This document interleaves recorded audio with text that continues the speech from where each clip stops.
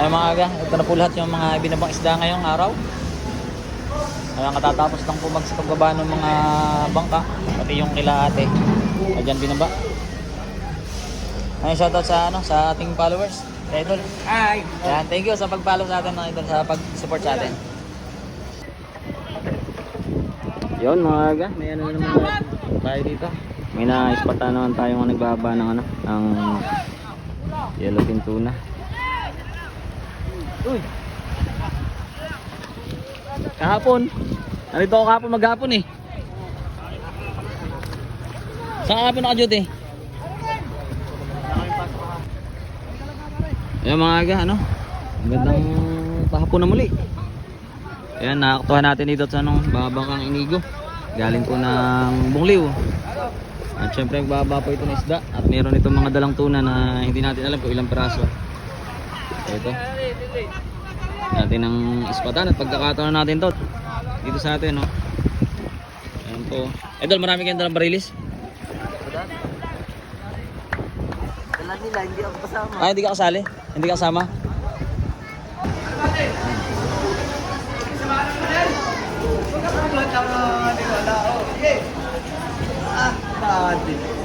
Ikot-ikot pa.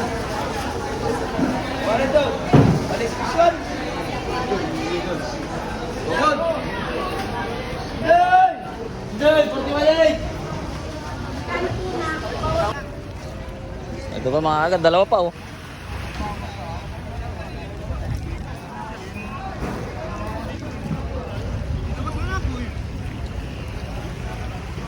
Marami barilis, idol.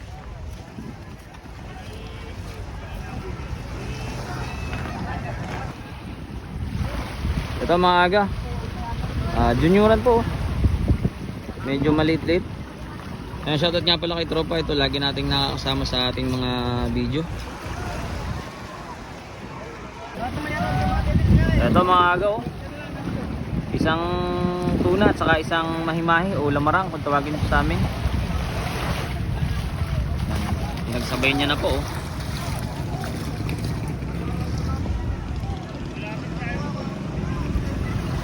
Ito po panibago.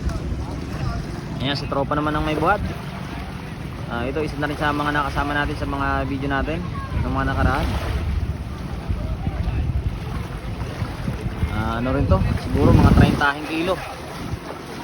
Mga agaw.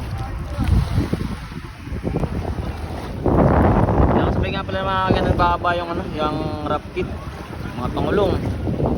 Ilan lang yung nagbaba ng tuna ngayon. Siguro kaninang umaga parang sabi sa akin ni Pisan Junjun, isa lang, saka ito. Ito pa lang ang ikalawa. Ang bababa ng tuna. Ito po ay galing Bungliw.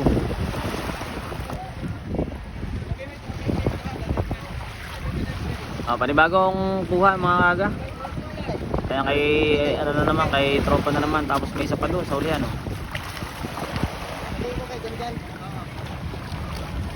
Wow.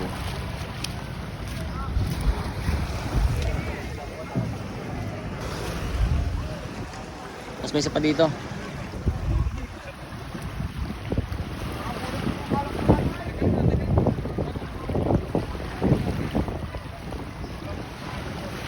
Dito tayo banda. Para hindi maano.